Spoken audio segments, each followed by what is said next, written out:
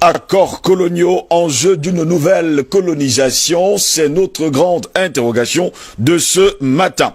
Les 11 accords secrets signés entre la France et les pays d'Afrique francophone, peu de gens le savent, mais ils existent. Il existe bel et bien des accords signés entre les anciennes colonies françaises et leur ancienne autorité administrative, la France. Ces accords concernent de nombreux domaines tels que le militaire, le politique, mais surtout des accords économiques. La première, il faut le préciser, le premier pour moi, la dette coloniale pour remboursement des bénéfices de la colonisation. Ça, c'est en un. On parle bien sûr, les États nouvellement indépendants doivent rembourser le coût des infrastructures construites par la France pendant la colonisation. Voici le premier accord. Deuxième accord, la confiscation automatique des réserves financières nationales. Les pays africains doivent déposer leurs réserves financières auprès de la Banque de France. Ainsi, la France garde, entre guillemets, les réserves financières de 14 pays africains depuis 1961. Le Bénin, le Burkina Faso, la Guinée-Bissau, la Côte d'Ivoire, le Mali, le Niger, le Sénégal, le Togo, le Cameroun, la République centrafricaine, le Tchad, le Congo-Brazzaville, la Guinée équatoriale et le Gabon. Ainsi, la gouvernance des politiques monétaires reste asynchrone et incomplète du fait qu'elles sont pilotées directement par le gouvernement français sans aucun lien avec les autorités financières des pays tels que la CEMAC ou encore la CEDEAO. Ainsi, du fait des conditions qui lient les banques des zones économiques et financières, elles sont obligées de garder 65% de leurs réserves de change dans un compte d'opération tenu par le Trésor français, ainsi que 20% supplémentaires afin de couvrir les risques financiers. De plus, les banques des zones CFA imposent une limite de crédit à chaque pays membre équivalent à 20% des recettes d'État de l'année N-1, bien que la BEAC ou encore la BCEAO ont des possibilités de retrait supérieures auprès du Trésor français. Ces retraits doivent faire l'objet de l'accord du Trésor français. Sans cet accord, eh bien, ils ne peuvent pas renflouer leur caisse. Messieurs, la décision finale revient donc au Trésor français qui a lui-même investi les réserves des pays africains sur la place boursière parisienne. En d'autres mots, 80% des réserves financières africaines sont déposées sur un compte d'opération contrôlé par l'administration française. Les deux banques de la zone CFA sont africaines de par leur nom, mais ne décident aucune des politiques monétaires par elles-mêmes. Pire encore, les pays eux-mêmes ne savent même pas quelle est la part de réserves financières qui leur appartient en groupe ou individuellement en tant que pays, mais détenus par l'administration du Trésor français. Les gains issus des investissements de ces fonds du Trésor français sont censés être rajoutés à la cagnotte africaine, mais aucun compte n'est donné là-dessus aux banques, ni même aux pays membres.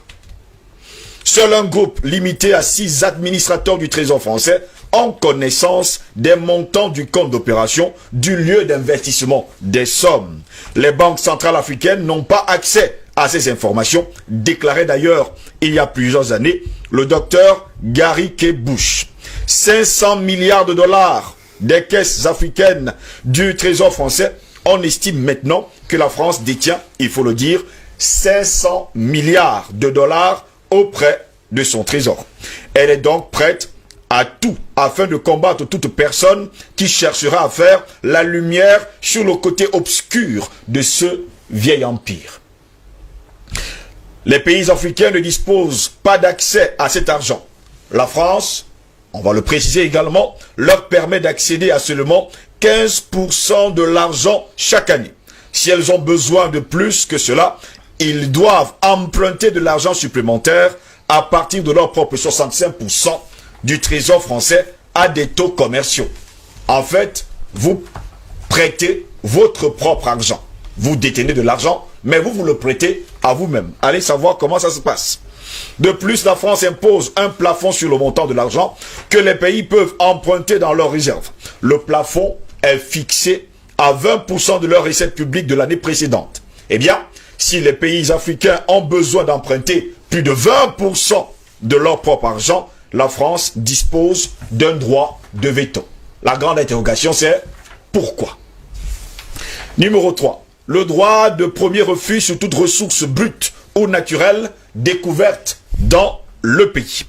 Eh bien, la France a le premier droit d'achat des ressources naturelles de la terre de ses ex-colonies. Ce n'est qu'après que la France ait dit « je ne suis pas intéressé » que les pays africains sont autorisés à chercher d'autres partenaires. Allez savoir. 4.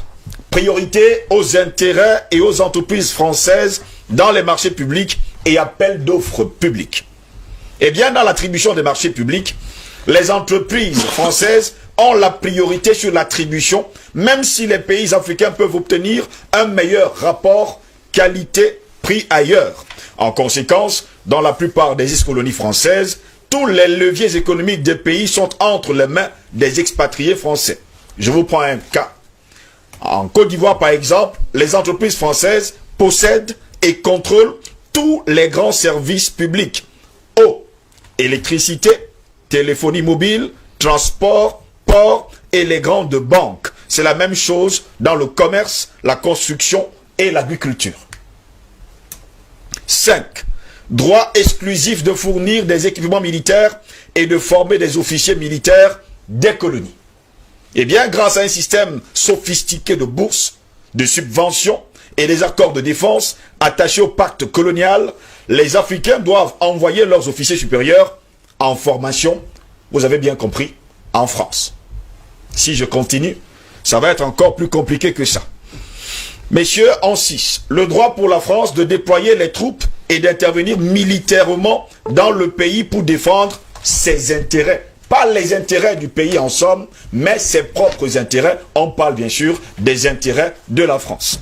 En vertu de ce qu'on appelle les accords de défense entre guillemets, attachés au pacte colonial, la France a le droit d'intervenir militairement dans les pays africains et aussi de stationner des troupes en permanence dans les bases et installations militaires entièrement gérées par les Français. Voilà pourquoi vous allez voir les bases militaires sur tout le continent africain. Je vais m'arrêter là pour l'heure.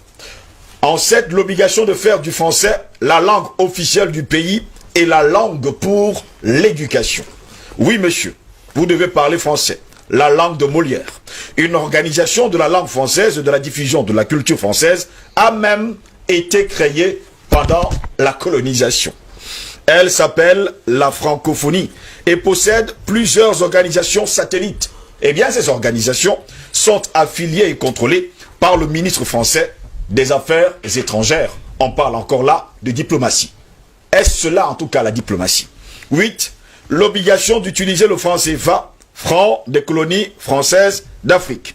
On en parle d'ailleurs sur ce plateau à bouche que vêtue. En 9, l'obligation d'envoyer en France un bilan annuel et un rapport de l'état des réserves. Je me pose souvent la question de savoir pourquoi. Je vais passer, pour ne pas tellement perdre du temps. En 10, pour terminer, renoncer à toute alliance militaire avec d'autres pays, sauf autorisation de la France. J'explique. Pourquoi les alliances militaires régionales en Afrique sont les plus faibles? C'est la grande interrogation. Eh bien, la plupart des pays ont seulement des alliances militaires avec leurs ex-colonisateurs. Je parle bien sûr de la France. Drôle, mais vous ne pouvez pas faire mieux. La France leur interdit toute autre alliance militaire. 11. L'obligation de s'allier avec la France en cas de guerre ou de crise mondiale.